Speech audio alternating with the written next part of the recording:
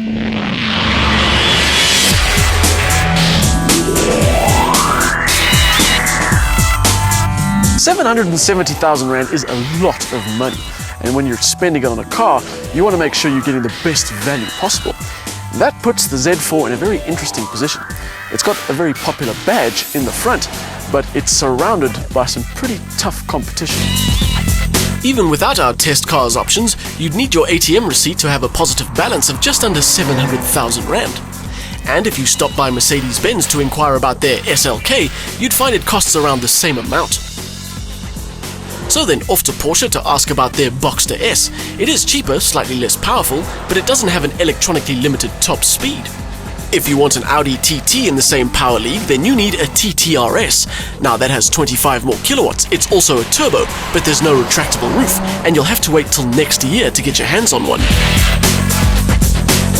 Tough choice. So what's the BM got that makes you want to part with that kind of cash? Well, for starters, the looks. It's long and it's low and it's wide with superb detailing. BMW have been making roadsters for about a century now, but they've kept the basic recipe the same. Which is give it a long bonnet, short overhangs and 2 seats planted near the rear axle. What has changed though is what happens on the inside. BMW have a habit of making interiors that all kind of look the same, and once you know where all the switches and buttons are, chances are you could operate just about any BMW in the dark. But the Z4 has refreshed things a bit, and it makes quite an impact. You still get the same top quality materials, including this new wood grain finish. The build quality is still the same, and there's the standard issue stuff like iDrive. But there are some refreshed controls, and the interior is generally a lot friendlier than the old Z4. This car might have the soul of a sports car, but in here, it's pure luxury. But don't get too carried away with the idea that the Z4, especially this sDrive35i version, is just another metal folding roof posemobile. Under that long bonnet lies one of the best engines in production today, and once you get going, you realize that this car isn't the type to stand around looking pretty. It wants to drive. Powering this roadster is BMW's award-winning straight-six twin-turbo. It pushes out 225 kilowatts and 400 newton meters, and the torque peak comes in at 1300 RPM. Combine that with a 6-speed manual transmission and you get a 0 to 100 time of 5.2 seconds. Top speed?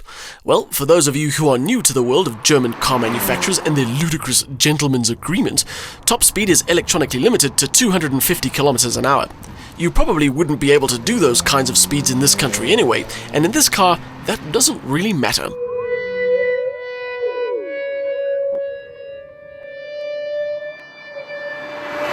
It's not about how fast you go, it's how you get up to speed. This is a very non-turbo feeling engine with instant shove and a long linear power delivery. And it sounds like a naturally aspirated engine as well.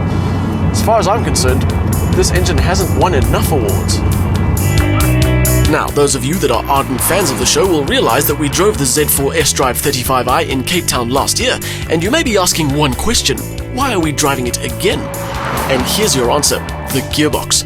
On the car's launch last year, we drove the 7-speed dual-clutch version, but now we have a 6-speed manual.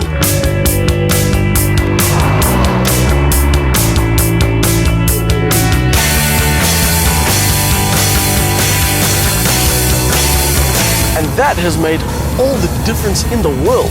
One of our complaints about the 7-speed box was that it had ratios that were just a little bit too long and you had to keep on downshifting. There's no such problem in here. The ratio set just gets the best out of the engine. It's got a short, sharp, really meaty action. Never mind a different gearbox, it's a completely different drive.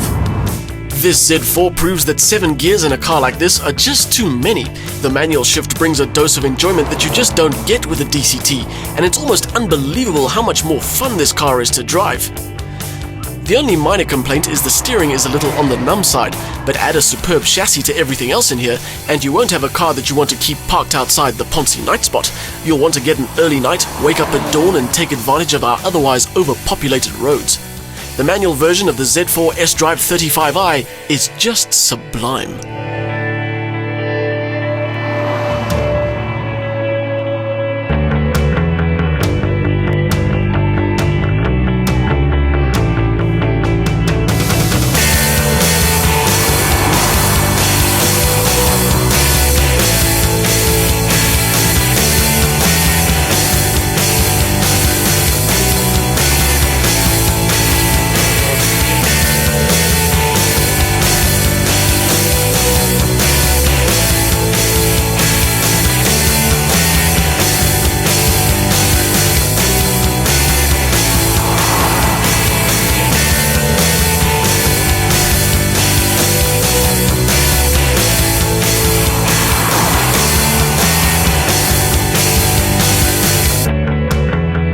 Now, you may be a massive BMW fan, but it doesn't have the out-and-out sports car pedigree of something like a Porsche, who make a similar car for less money.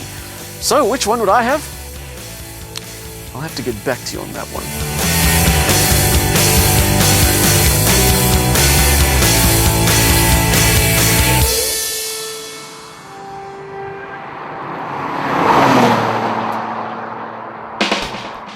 BMW's 3-litre turbo engine finds a welcome home in the athletic Z4 Coupe, providing just the right amount of muscle and go, especially with a manual gearbox. It's also a head-turner with a cozy interior and a chassis well up to the engine's challenge, but the steering feels numb and the price tag will make your eyes water.